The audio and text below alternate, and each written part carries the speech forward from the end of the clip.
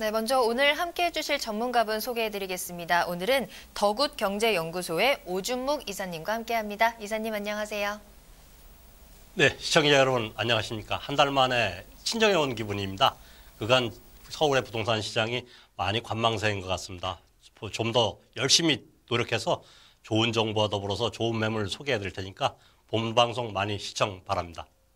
네, 오늘도 잘 부탁드리겠습니다. 자, 이슈 시그널부터 살펴볼 텐데요. 작년의 분양권 시장은 한마디로 이제 로또 청약의 해였다고 말씀을 드렸는데 올해도 이 청약 열기가 굉장히 여전할 것으로 보입니다. 이사님께서 오늘 올해의 분양권 시장에 대해서 알려주신다고 하셨는데요. 한번 들어볼까요? 네, 작년 12월 11일이죠. 청약제도가 바뀌어서 본격적으로 지금 개편이 됐습니다. 따라서 유주택자한테는 서울의 부동산 청약받기가 상당히 어렵습니다. 오늘은 그 바뀐 내용과 더불어서 앞으로 청약 시장에 어떤 식으로 접근해야 될지 그 부분에 대해서 말씀드리겠습니다. 강의하기 전에 영상으로 먼저 보시고요. 본 강의 시작하겠습니다.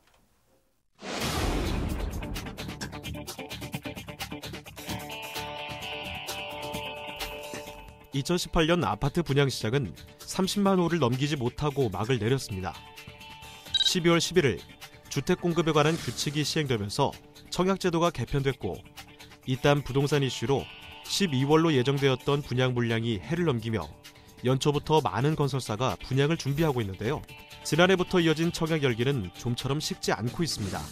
각종 규제로 매수 심리가 꽁꽁 얼어붙은 부동산 시장의 한파가 무색하게 아파트 청약 열기는 연초부터 뜨겁게 달아오르고 있는데요. 분양가가 주변 시세보다 낮은 데다 새 아파트 선호 심리가 계속되면서 1순위 청약 마감 행렬도 이어지고 있습니다. 지난해 서울에서 일반 공급된 분양단지는 6,149가구, 총 청약자 수는 18만 7,807명으로 나타났으며 평균 경쟁률은 30.54대 1로 2017년에 비해 2배 이상 높아졌는데요. 많은 사람들이 올해도 청약시장은 순항할 것으로 전망하고 있습니다. 내 집 마련은 물론이고 투자 관점에서도 매력적인 분양시장. 올해 분양시장은 어떻게 달라졌으며 또 어떻게 접근해야 하는 걸까요? 올해 주택 청약시장 전망과 함께 청약제도 개정 이후 투자 방법까지 지금부터 알려드리겠습니다. 네, 조금 전에 말씀드렸듯이 그 청약 시장에 대해서 말씀드리겠습니다. 우리나라는 현재 90% 정도가 선분양 제도입니다. 미리 아파트 공급 공사하기 전에 미리 택지가 조성되면 바로 분양을 받아서 앞으로 수분양자들한테 3, 4년 뒤에 새 아파트를 공급하는 제도가 우리나라 그간 주택, 특히 아파트 공급 시장이었습니다. 현재 1순위자가 약 2,442만 명이 계시다고 보면 되겠습니다. 12월부터는 그 수가 많이 줄어들고 있지만 아직도 한 10,000명 정도 증가하고 있는 이유가 아무래도 우리나라는 후분양 제도가 정착되기 전까지는 계속 선분양 제도 하에서 주택을 공급할 수밖에 없어서 그렇지 않나 그렇게 보겠고요. 따라서 현재 9월 13일이죠. 작년 9.13 대책부터 12월 11일까지요.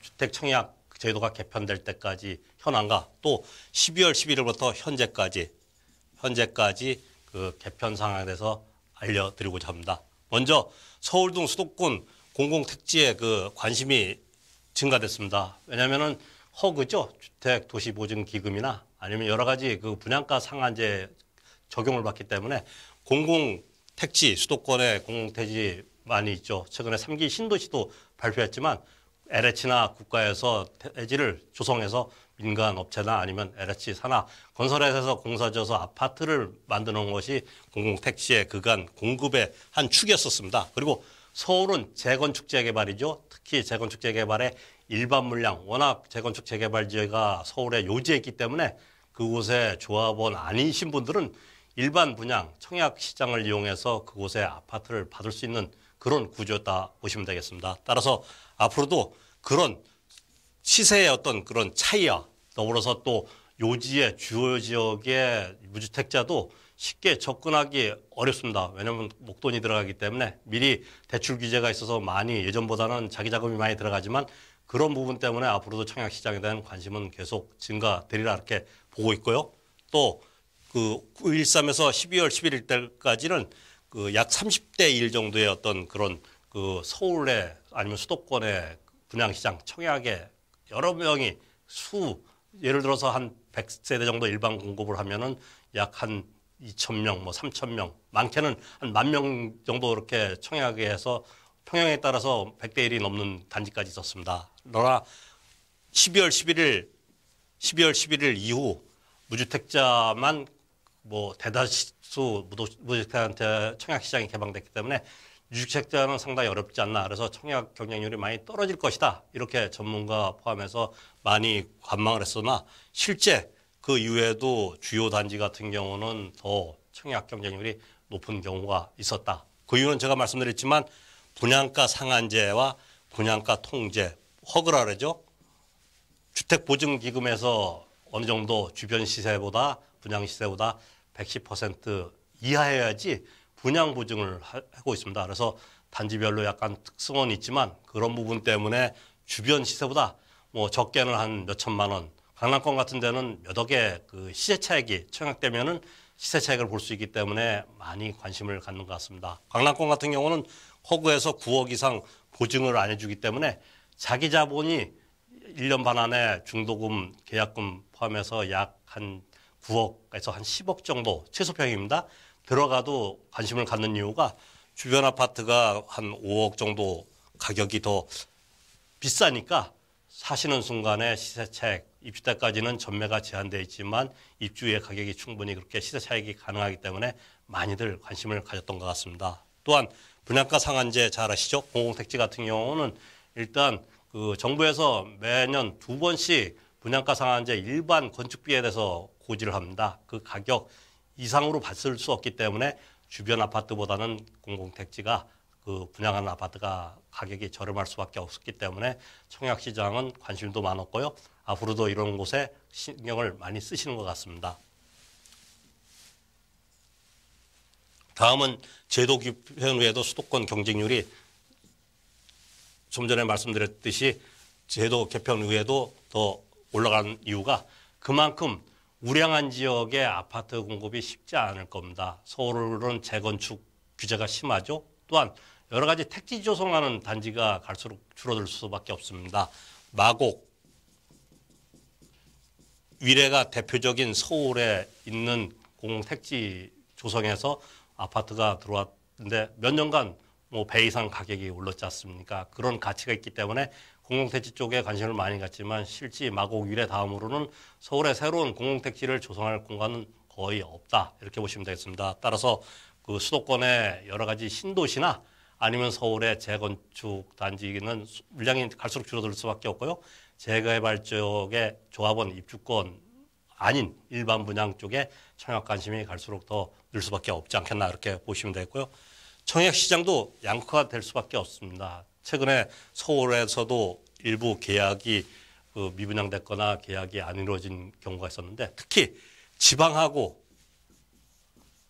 서울하고의 격차는 갈수록 벌어지지 않겠나. 지방은 일부 대구나 광주 이외에는 지금 현재 미분양이 많이 되고 있고요. 또한 아파트 가격도 하락되고 있습니다. 그래서 지방 시장은 갈수록 청약률도 떨어질 수밖에 없지 않나 이렇게 보겠고요. 서울은 중장기에 봐서는 지금 현재는 9.13 대책 이후로 여러 규제, 대출 규제나 세제가 무거워졌기 때문에 일단 관망세 또 지역에 따라서는 약간 떨어지는 경우도 있지만 4, 5년 뒤를 바라봐서는 공급이 없으면 올라갈 수밖에 없는 구조가 서울의 아파트 시장이라고 보시면 되겠습니다. 따라서 서울 쪽에는 더 청약률도 높아지고요. 또 단 서울에서도 가격이 너무 비싸거나 아니면 입주가 좀 떨어진 곳, 또 전철역하고 거리가 어느 정도 떨어진 곳 같은 경우는 좀 더 얼마 전에 광진구죠. 광진구의 그 모 아파트 같은 경우 그거는 115제곱미터 일부 세대가 미분양이 됐었습니다. 그 이유는 전철역하고 떨어져 있는 그런 부분도 있고요. 또한 여러 가지 그 주변 시세보다 뭐 같거나 뭐 크게 메리트가 없기 때문에 아마 그런 거 아닌가. 그래서 앞으로 청약시장 개편됐을 때는 공공택지 같은 경우도 3에서 한 8년간 전매 제한 기간이 있고요. 또 서울 전체 투기과열지구는 어차피 분양권도 입주 때까지는 전매가 어렵습니다. 따라서 청약시장을 접근하실 때는 충분히 가능성이 있거나 입지가 좋은 곳에 이렇게 투자해야 되시지 않나. 그래서 갈수록 양극화도 심화될 수밖에 없고요. 또한 서울의 좋은 지역의 아파트에 대한 메리트는 또 어느 정도 시간이 지나면 다시 상승할 수 있는 그런 여력이 있다 이렇게 보시면 되겠습니다. 올해 분양하는 서울 주요단지 아파트입니다. 주요단지 아파트가 현재 신규 분양이 서울도 예년 비해서는 그 일반 분양 물량이 많이 늘어날 예정입니다. 그간 재건축 재개발 그 아파트 될 곳을 오래된 집을 허물어서 새 아파트 공급이 많이 늘어났었고요. 또한 여러 가지 그곳의 그 재건축 규제 때문에 재건축이 원활하지 않기 때문에 아마 서울에서도 그 강남권 포함해서 분양 물량이 예전보다는 더 늘어날 수밖에 없다. 그러나 그 이후 중장기 어차피 주택은 투자하시면은 한 최소한 빨라도 2년 우리나라 전세제도의 어떤 그런 맹점이 있지 않습니까? 2년에서 4년 이후에 이렇게 매도를 하셔야 되기 때문에 중장기를 바라보고 이렇게 투자하시는 게 부동산 현재 그 팁 아니겠습니까? 따라서 서울의 부동산 시장 우량한 지역은 올라갈 수밖에 없습니다. 현재 입주량이나 분양 물량이 많더라도 일순간 서울에 자체 이렇게 연 한 5만 세대 정도의 아파트가 필요한 시장이 서울입니다. 그거는 한 6년간 주거산업연구원에서 발표했다시피 매년 한 9천 호 정도 부족해서 한 5만 4천 호 정도가 부족한 현실입니다. 올해나 몇 년간 아파트 공급이 약간 많아지더라도 그 이후에 재건축 규제나 택지 조성 공급이 원활치 않으면 또 올라갈 수밖에 없지 않나 이렇게 보시고요. 12월 11일 이후에도 청계 센트럴폴에 같은 경우 1순위가 33대 1이었습니다. 12월 11일 무주택자 이에 주택을 갖고 있는 분들한테는 실질적인 아파트 청약이 어려워서 상당히 청약률도 떨어질 것이다 생각했는데 가격이 차가 나거나 어느 정도 메리트가 있고 또 입지가 탄탄한 곳 같은 경우는 그 이후에도 청약률이 상당히 높았다. 특히 북유래죠. 북유래 유래 포레자이 같은 경우는 1순위자가 무려 130대 1. 작년에 그 최고 청약률보다도 높게 나왔습니다. 그만큼 서울의 좋은 지역, 입지가 탄탄하고 앞으로 시세 차이가 가능한 곳 같은 경우는 청약에 관심은 계속 증가되지 않겠나 이렇게 보고 있겠습니다. 올해 분양하는 서울 주요 단지 말씀드리겠습니다. 일단 상반기입니다. 상반기 같은 경우는 일단 그 개나리 4차 포함해서 서초 무지개 아파트, 개포 중앙 아파트 주로 이제 재건축이죠. 재건축해서 일반 분양 물량이 공급되는 곳입니다. 이곳 같은 경우도 관심이 일단 내자금이 어느 정도 있어야죠. 강남권 같은 경우는 허그 분양 보증이 안 되기 때문에 자기 자금 비율이 한 15억 정도 이렇게 1년 반 안에 들어갈 수밖에 없습니다. 그래서 자기 자금 있는 분들한테는 충분히 공략할 수 있지 않나. 왜냐하면 일단 서울의 아파트 주요 지역 같은 경우는 지금 현재 재건축 아파트는 가격이 어느 정도 한 1, 2억 정도 떨어지고 있습니다. 그러나 실지 임장 활동하시면 기존 아파트나 아니면 특히 새 아파트 같은 경우는 강남권 포함해서 마용성 같은 데는 가격이 현재 보합세를 유지하고 있고요. 거래가 거의 안 이루어졌기 때문에 2층 저층 같은데 아니면 향 안 좋은 곳이 급매물이 한 채 정도 팔리면은 신문지상에서는 많이 떨어졌다 보고 있지만 실지 임장 활동하시면은 그런 부분이 우리가 생각하는 만큼 그렇게 가격이 떨어진 곳은 많지 않습니다. 따라서 서울에 이렇게 좋은 곳 같은 경우는 시세 차익이 가능하고 입지가 탄탄한 곳 같은 경우는 투자에 관심을 갖고 특히 청약 가점이 어느 정도 되신 분들은 적극적으로 이렇게 청약에 그 신청하시는 게 좋지 않겠나 이렇게 말씀드리겠고요. 하반기 같은 경우도 둔촌 주공 아파트입니다. 둔촌 아파트가 약 한 12,000호. 지금 올해 그 헬로시티보다도 더 큰 세대가 2022년쯤 들어올 예정입니다. 올 하반기에 공급이 될 예정인데 일단 강동구 고덕 포함해서 분양 물량 그리고 입주 물량이 많으니까 일시적인 전세가 하락에 따라서 가격이 약간 조정을 받고 있지만 앞으로 워낙 강동구가 미니 신도시 아닙니까? 강남구 대체할 수 있는 지역에 한 20, 30년 전에 신도시를 만든 지역이기 때문에 학군이나 인프라가 잘 돼 있습니다. 또한 그곳에 여러 가지 기업체나 업무시설이 들어오기 때문에 앞으로 한 4, 5년 뒤에는 가격이 또 올라갈 수 있는 그런 여지가 충분한 곳입니다. 그래서 둔촌 주공 아파트 같은 경우 일반 분야 이렇게 신청해 주시면 괜찮을 것 같고요. 청량리죠. 청량리가 어마어마하게 지금 개발이 이루어지고 있습니다. 강북권에 강남과 가장 근접한 곳이 청량리인데 청량리 4구역입니다. 청량리 4구역에 그 예전에 그 유흥가였었죠. 이곳이 그 일반 분양을 할 예정입니다. 작년에 할 예정이었는데 허구 분양 부정이 너무 분양가가 고가다. 그래서 부정이 안 됐는데 올 하반기쯤에는 일반 분양되는데 여기는 그 65층 되는 주상복합 아파트 상당히 강북의 랜드마크가 되겠죠. 내동 포함해서 그 근처 동부청가자리 한양 수자인까지 해서 약 한 6개, 7개 그 고층 주상복합 아파트 포함해서 업무 상가 시설이 들어옵니다. 그래서 이곳 같은 경우는 나중에 투자 이후에 청량리 전체 주변이 약 강북권에 5만 세대 정도 이문이나 장이 휴경 포함해 갖고 청량리 포함해서 약 5만 세대 정도의 새 아파트 서울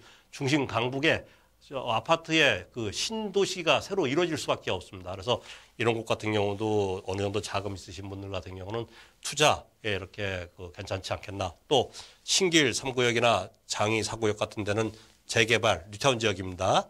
이곳 같은 경우도 신길이 워낙 한 4, 5년 전만 해도 일반 분양, 미분양된 경우 있었습니다. 그러나 지금 그 59제곱미터나 84제곱미터 같은 경우는 예전 일반 분양가보다 거의 배 이상 가격이 올라갔습니다. 재개발 지역 초창기는 워낙 가보셔도 열악한 지역의 아파트가 과연 저렇게 조성이 완료될 것인가. 저희가 4, 5년 전에 아이언리타운이나 왕십리 할 때도 손님들 다 반응이 그랬었습니다. 그러나 그곳이 다 아파트로 한 10,000세대 이상이 완료가 되니까 상당히 도심권 가까이 인프라가 잘 돼 있고 역 가까이 있는 곳이 뉴타운으로 지정됐다고 보시면 되겠습니다. 그곳에 관심, 새 아파트가 들어오면 당연히 관심이 더 있지 않겠나. 따라서 신길 3구역이나 장이 4구역의 일반 분양 이렇게 관심 가질 필요도 있고요. 또 신림동의 강남 아파트입니다. 이곳은 재건축인데 이곳이 또 새 아파트가 들어오면 구로 디지털 단지역에서 바로 초역세권입니다. 이곳 같은 경우도 해당 점수 되시는 분들은 적극적으로 공략해 주시는 게 좋지 않겠나. 지금까지 그 현재 청약시장에 대해서 말씀 간략히 드렸고요. 다음은 지금 청약 통장 갖고 계신 분들은 다 어느 정도 아실 겁니다.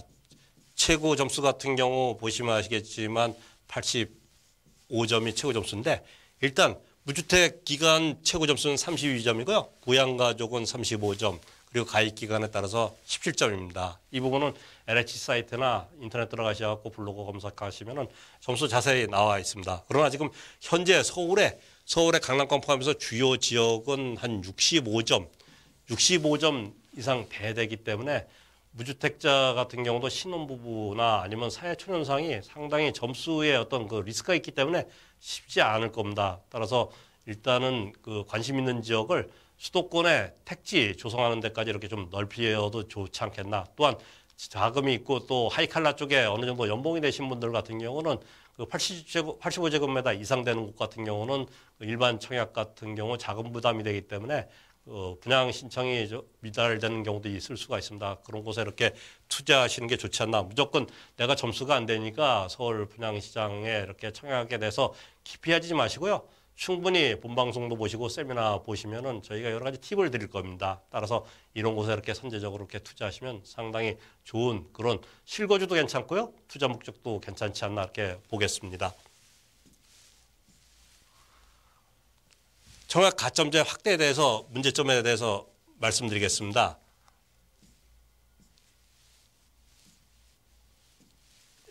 일단 그 가점제가 전에는 85제곱미터 이상 같은 경우도 청약 과열지구도 일정 부분 주택 갖고 있는 분들한테도 이렇게 청약을 할 수 있었고요. 또한 추첨제로 이렇게 운영을 했었습니다. 그래서 여러 가지 점수 안 되시거나 그런 분도 좀 여러 가지 투자할 수 있는 부분이 있었는데 현재 청약제도가 되니까 오히려 그 젊은 분들 같은 경우도 무주택 기간이나 자녀 수가 안 되기 때문에 서울의 주요 지역은 한 65제곱미터 이상의 어떤 그런 그 점수가 65점 정도의 어떤 점수가 돼야 되기 때문에 실질적인 그 실수자도 분류할 수밖에 없고요.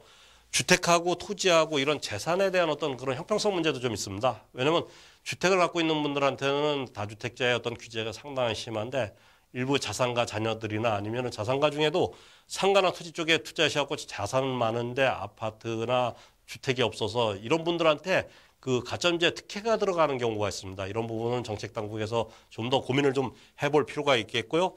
또 소형 평형 작은 평 갖고 계신 분들이 다세대나 아니면 아파트 작은 곳에 신혼 때 장만을 하셔갖고 더 넓은 집으로 자녀가 늘다 보니까 넓은 곳으로 넘어가고 싶은데 12월 11일 그 가점제 자체가 되다 보니까 유주택자 같은 경우는 상당히 청약 자체가 어렵지 않습니까? 이런 분들한테 상당히 좀 더 그 정책 당국에서 어떤 배려 같은 거를 해주실 필요가 있지 않겠나, 이 부분 좀 조심스럽게 말씀드리겠고요. 이제 개편된 청약제도에 대해서 간단히 말씀드리겠습니다.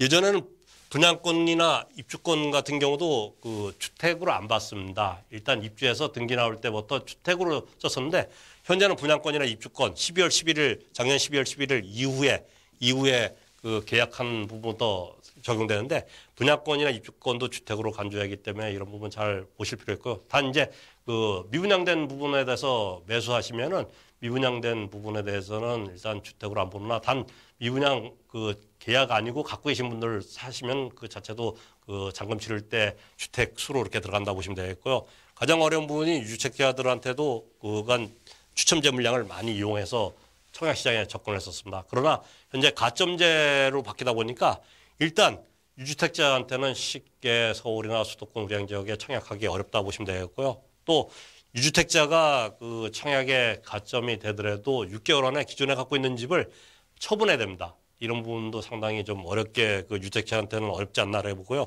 신혼부부 같은 경우도 기존에는 그 분양 공고할 때까지 그 이후에 주택이 없으면은 신혼부부 특공 같은데 이렇게 청약이 가능했었습니다. 그러나 앞으로는 이제 신혼부부 그 신혼 기간 내 주택이 있었으면 그런 부분도 규제를 할 수밖에 없다, 이렇게 보시면 되겠고요. 또 그 무주택 세대원 배우자한테 그간은 세대주한테만 됐는데 배우자한테도 이렇게 공급이 늘렸다, 이렇게 보시면 되겠고요. 또 직계 존속 그전에는 3년간 동일 그 호적 내에 있으면은 가점을 이용했습니다. 그래서 뭐 금수저 논란도 있었는데 이번에 그 직계 존속이 부양가족 가점제에 배제됐기 때문에 일단은 이런 점수가 합산이 안 된다 보시면 되겠고요. 또 전매 제한상 공급계획서에 표시를 의무화해야 됐습니다. 그만큼 앞으로 더 투명성이 있어지겠죠. 또 공공택지 같은 경우도 주변 시세보다 그 프로테이지입니다.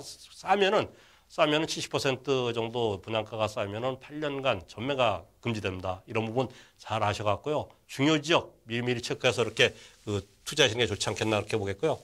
이제 개편된 청약시장에 대해서 그 이후에 투자하는 방법에 대해서 말씀드리겠습니다.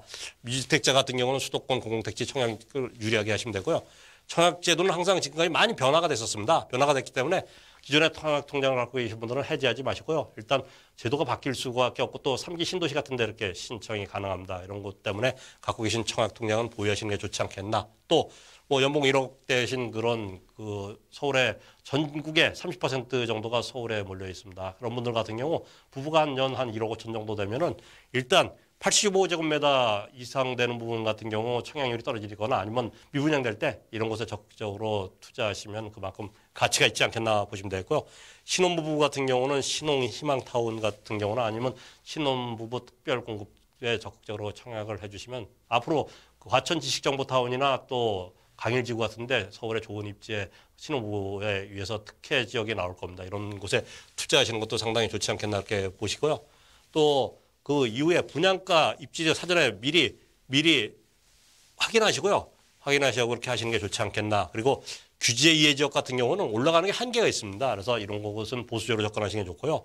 또 자산가나 자금 있는 분들 같은 경우는 서울 뉴타운 입주권에 이렇게 투자하시는 것도 좋다, 이렇게 보시면 되겠고요. 점수 낮은 분들 너무 실망하지 마십시오. 유주택자이지만 청약이 어려운데도 자녀 적용이나 본인을 위해서 한 10여 년 앞에 선제적으로 서울에 개발이 가능한 곳이 있습니다. 전세 끼고 소액으로 투자할 곳이 있으니까 이런 곳 본 세미나 오시면 안내드릴 테니까 이런 곳 하시는 게 좋지 않겠나, 이렇게 보고요.